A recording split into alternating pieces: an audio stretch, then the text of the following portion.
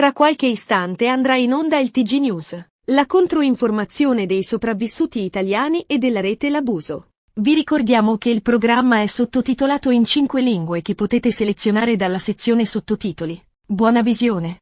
In a few moments the TG News will be broadcast. Counter-information from Italian survivors and the Abuse Network.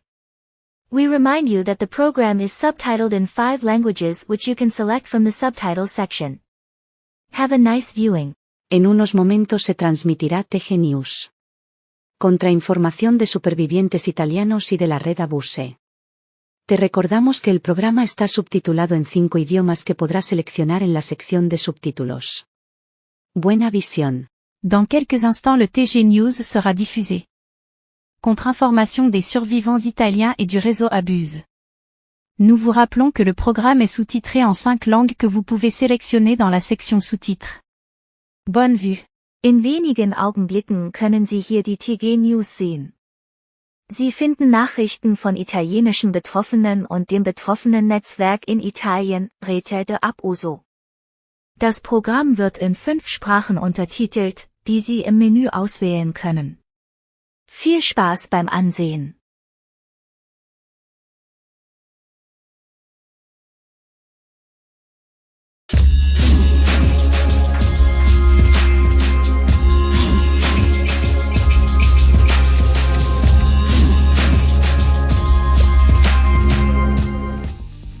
La Procura del Cantone di San Gallo ha aperto un procedimento penale per presunti abusi subiti da ex alunni di una scuola evangelica privata. Secondo le informazioni dello stesso pubblico ministero, si indaga soprattutto sul reato di violenza carnale. Secondo la radio svizzera tedesca SRF, gli atti contro l'integrità sessuale sono al centro dell'inchiesta.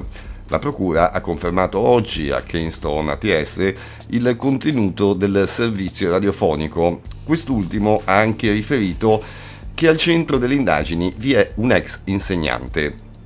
Lo scorso settembre un documentario televisivo della stessa SRF aveva rivelato abusi subiti da ex alunni tra il 1995 e il 2002.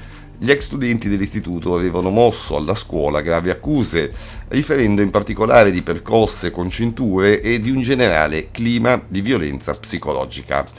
L'indagine giornalistica era seguita alla pubblicazione nel 2022 di un rapporto esterno su questo caso commissionato dai nuovi responsabili della scuola che aveva fatto violenza sugli alunni.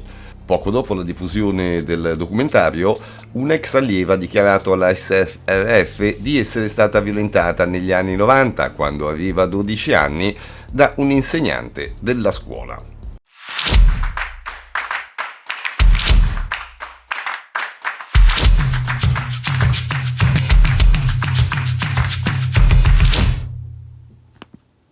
È stato dimesso dallo Stato clericale il vescovo belga Roger Van Geluwe, 87 anni, colpevole di abusi sessuali su minore.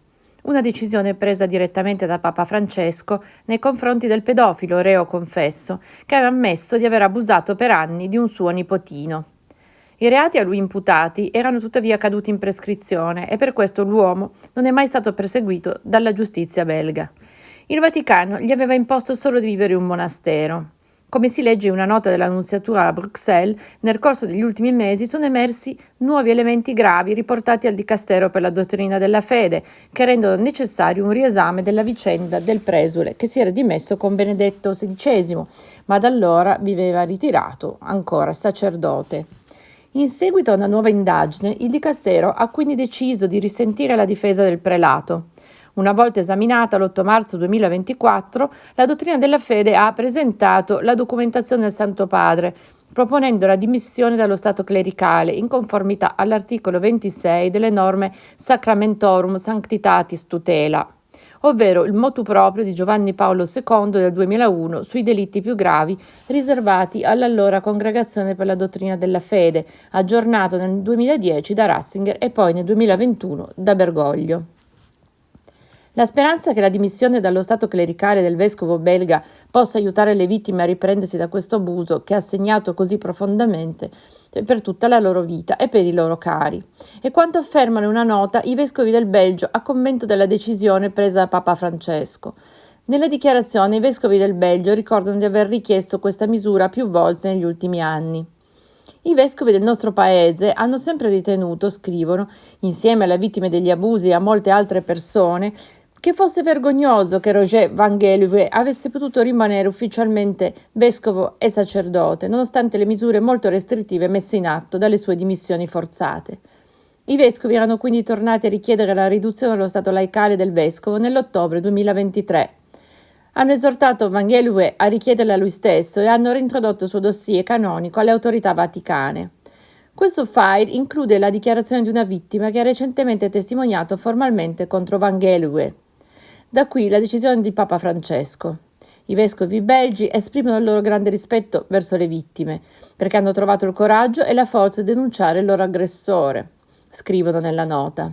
Il loro esempio ha ispirato molte altre vittime che a loro volta non lasceranno più impunito il loro aggressore.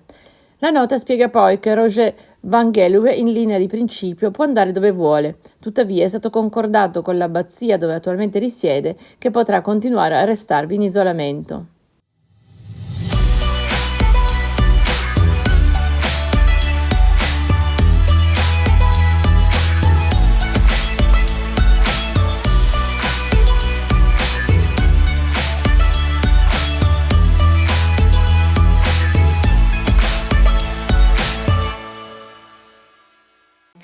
È stato efficace l'appello lanciato dalla polizia francese all'inizio di quest'anno affinché si facessero avanti nuovi testimoni e vittime di abusi perpetrati dal laico consacrato ex focolarino Jean-Michel Merlin, oggi 83 anni.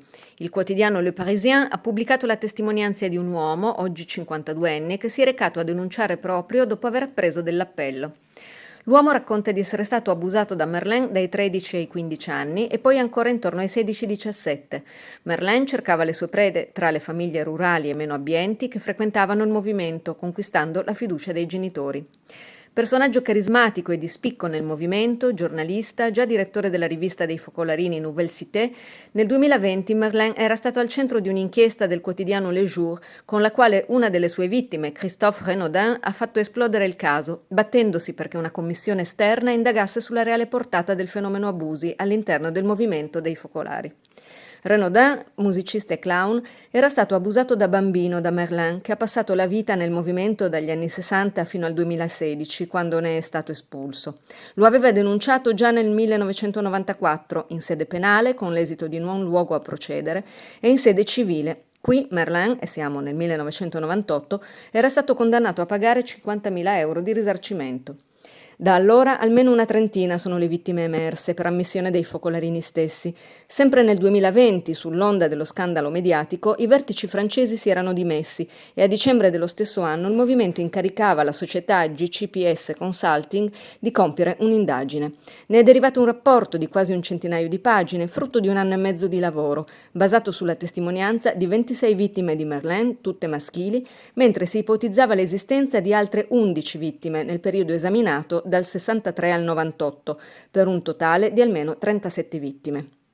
Alcuni episodi di adescamento erano stati segnalati anche oltre questo periodo, fino al 2017. Lapidaria la valutazione del rapporto. Merlin è stato un prolifico abusatore seriale di minori, responsabile di molteplici casi di abuso sessuale e tentato abuso sessuale su minori, quelli di cui abbiamo informazioni e molto probabilmente molti altri. Poiché i fatti erano prescritti nel 2022, il Tribunale di Nanterre ha deferito la questione alla Brigata Territoriale di Protezione della Famiglia, affinché proseguisse le indagini cercando nuovi testimoni. Ora la Prefettura di Polizia di Nanterre, il 2 gennaio scorso, ha emesso un appello a eventuali altre vittime non ancora identificate e a chiunque potesse fornire informazioni di interesse per l'indagine o desideri denunciare fatti di cui potrebbe essere stato vittima in relazione a questo caso. L'inchiesta, per aggressioni sessuali su minori e maggiori di 15 anni e su maggiorenni, copre un periodo che va dal 1963 al 2005. Data la rilevanza del personaggio nel movimento e l'estensione del periodo, la questione che si pone ora è chi sapeva nella gerarchia e ha protetto Merlin e l'istituzione tacendo.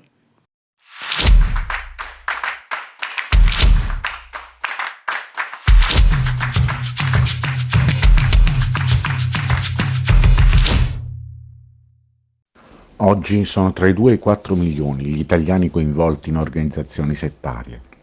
Non lo sappiamo con esattezza perché l'ultimo rapporto ufficiale del Ministero dell'Interno risale al 1998.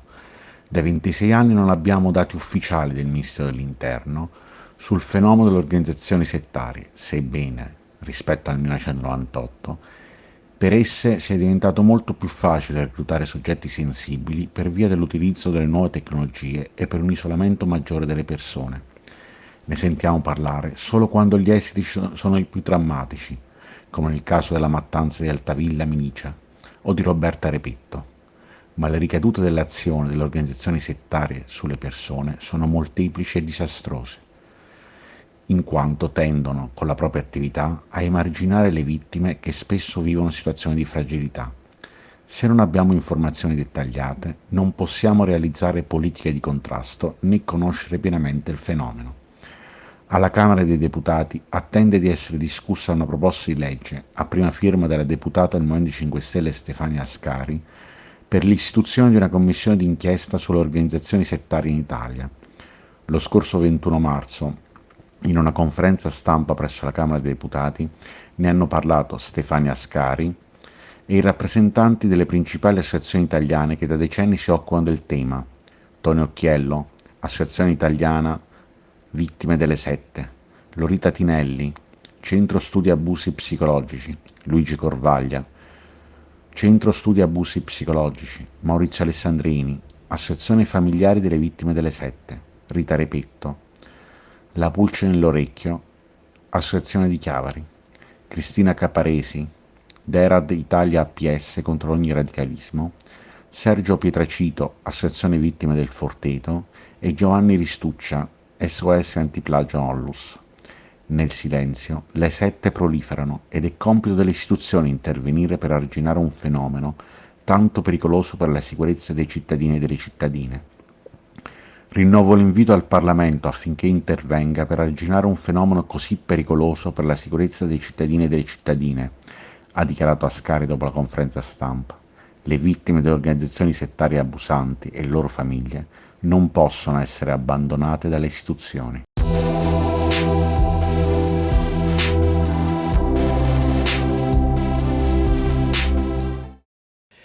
Silenzio e preghiera.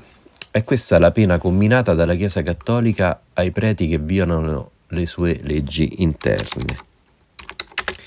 Nel 2000 sappiamo, grazie a Rete l'Abuso, che sono almeno 200 i sacerdoti denunciati in Italia per pedofilia. Per molti di loro il reato di cui sono stati accusati era prescritto, ma almeno 140 sono stati indagati o condannati, alcuni in via definitiva. Indagando con Emanuela Provera per il nostro libro edito da Chiare Lettere e Giustizia Divina, abbiamo così scoperto che molto pochi sono in carcere o sono passati per un carcere.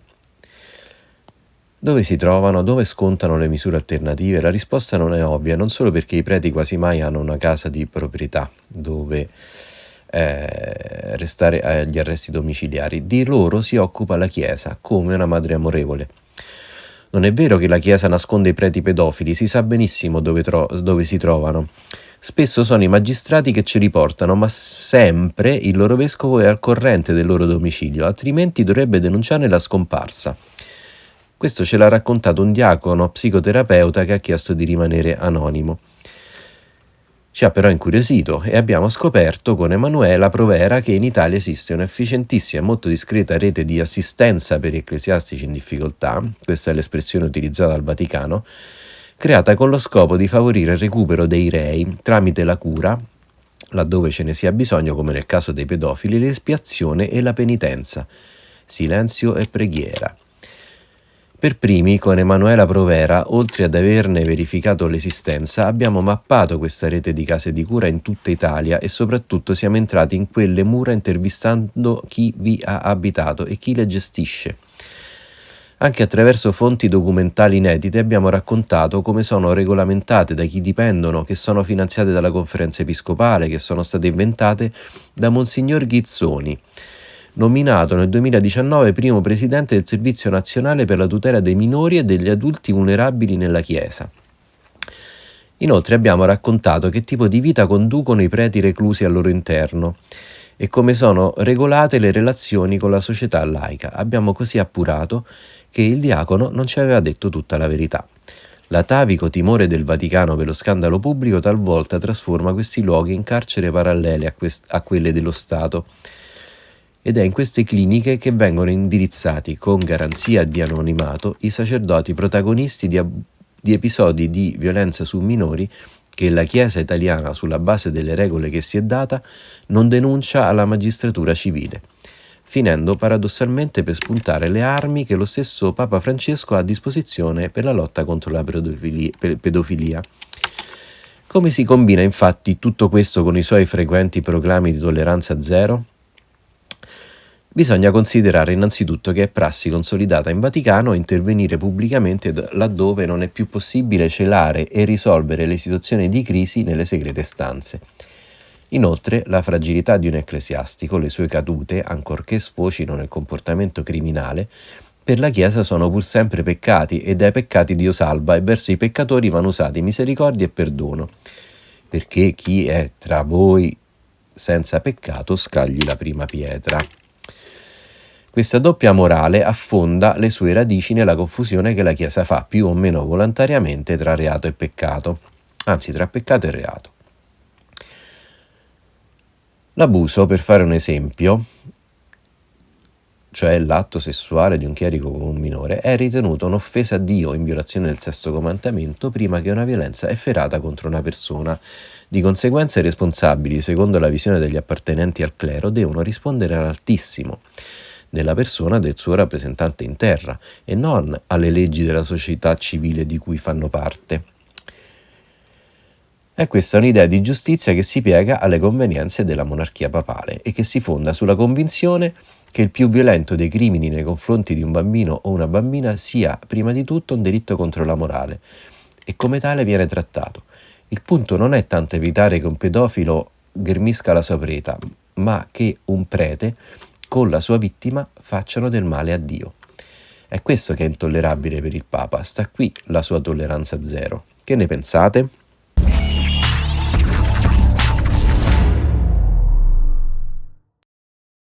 Per questa edizione è tutto, grazie per averci seguito. L'appuntamento è per sabato prossimo alle 12, avete l'Abuso News. Vi auguriamo un buon weekend.